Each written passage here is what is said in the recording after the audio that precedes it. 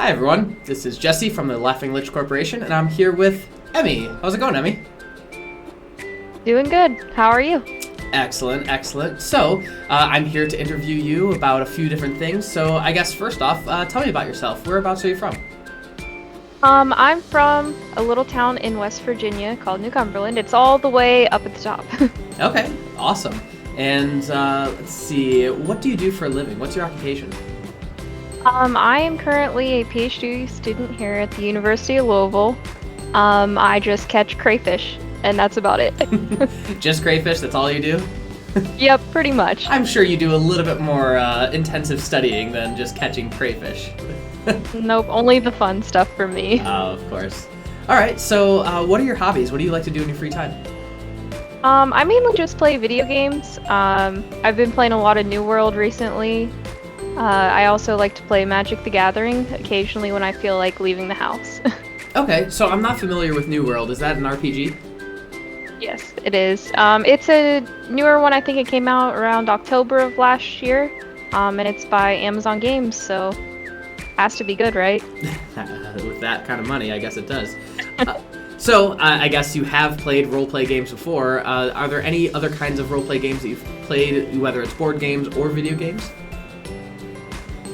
I played a lot of World of Warcraft over the years. I also I guess Fable is a role-playing game. Oh, I love that one, especially Fable 3. That one's great. I don't know, I just play a lot of games, so I don't get super into the role-playing part, but I enjoy them. So then what do you enjoy about them? The numbers game, trying to break the game? I just like doing the hardest content possible, and I like to get all the achievements too. So I'm not normally successful in that, but I try my best. So you're a completionist. You like to get all the achievements and such. Yep. All right. So have you ever heard of Dungeons and Dragons? Of course. Who hasn't? You'd be surprised. So what is the first thought that comes into your head when you think Dungeons and Dragons? I just think about a bunch of nerds, you know? You're not wrong. And there's that one famous guy who plays it too, right? I think his name's Joe something. Joe Manganiello? I don't know. Sure, yes. There's also Vin Diesel, Colbert, lots of They all play it? Yeah, they've played it. Wow. Vin Diesel Dang. is pretty famous for playing it. The woman from Daredevil, the strawberry blonde, I can't remember her name, she plays it, and I'm pretty sure she played it with a bunch of people on the Daredevil set as well. Cool. Yeah. All right, so bunch of nerds. You're not wrong. So do you remember your first exposure to D&D, whether it was in pop culture or a book or just on the news? Do you remember that? I think it was just casual talk amongst friends. So my brother's 4 years older than me, and he plays D&D, so I've just heard a little bit about it from him. I've also heard about it on pop culture things. I know they played it on Stranger Things, and it was also on Riverdale, I think. A weird version of it was on Riverdale, so, you know, everywhere. Very cool. All right. So, of course, you are no stranger to roleplay games. So, if you had to choose a class in D&D, which one would you choose? I typically go for the Paladin build to be kind of self-sufficient. But I also saw that there was a bard, and I really like to play Monster Hunter with the little doot-doot horn, so that might be cool too. All right. So a paladin or a bard. So I guess the difference is, a paladin is heavily armored, is a half caster, whereas a bard is a full caster and maybe not as armored. But the cool thing about D&D is that we can customize to make your paladin more music-oriented or bardish, and then we can make a bard that is more paladin-oriented, kind of like a heavy armor person. So it really, you can be as versatile as you want. All right, so interesting, a paladin or a bard. And if you had to choose a race, what race would you choose? Whether it's the traditional Lord of the Rings races like elf, dwarf, human, orc, half-orc, or something a little bit more non-traditional, such as a Luxodon, kind of an elephant type of a person, or a minotaur, or a gnome, halfling, things like that.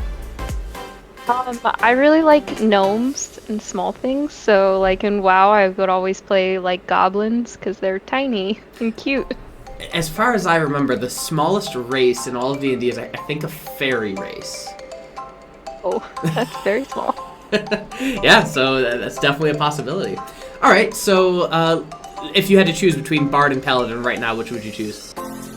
I'd probably choose a paladin. Okay. And Tried and true.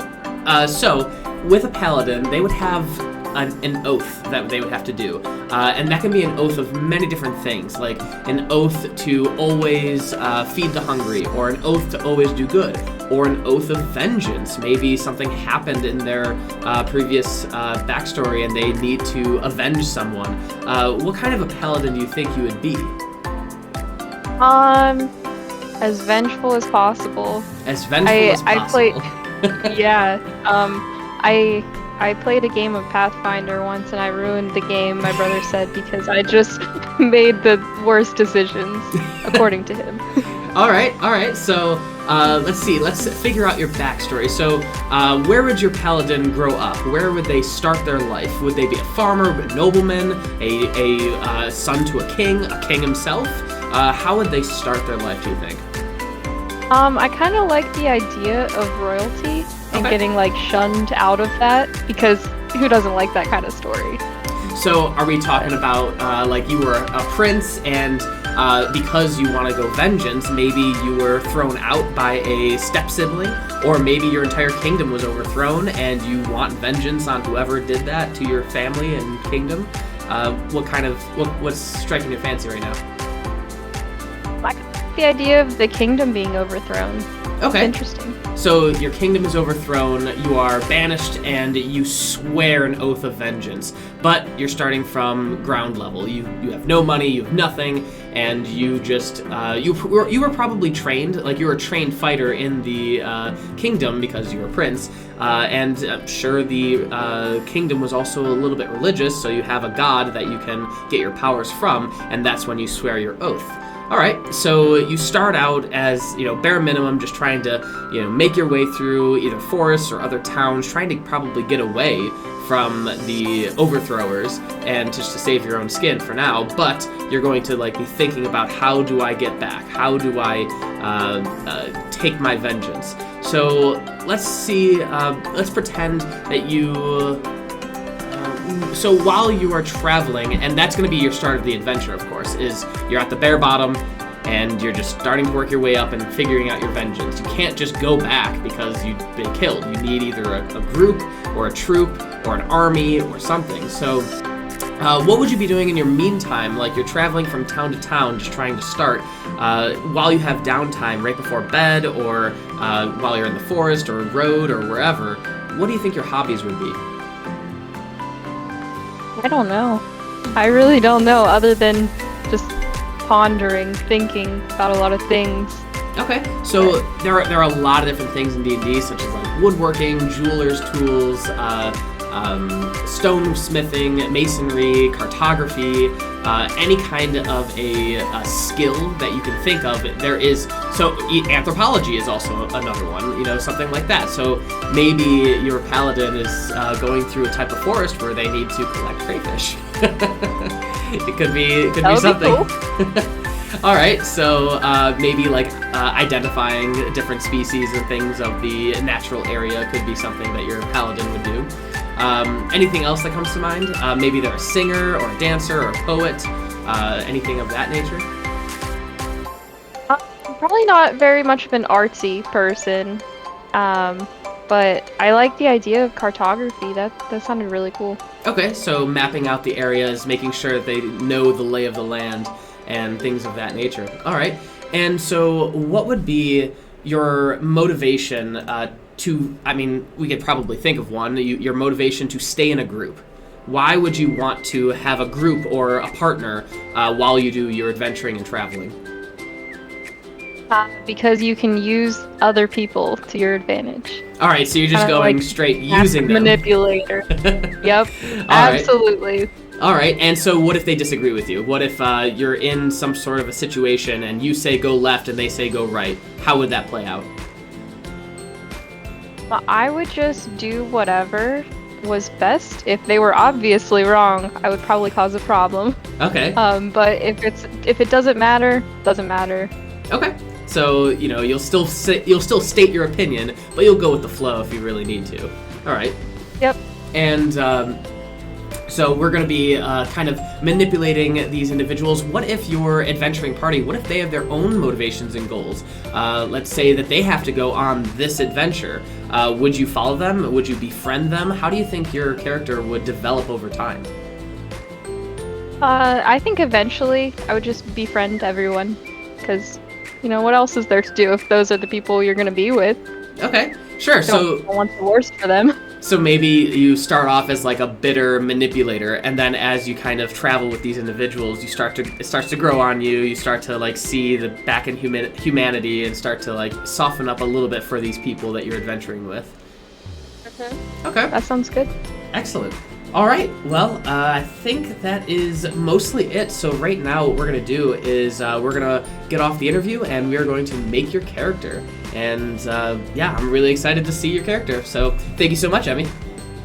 Yep, no problem.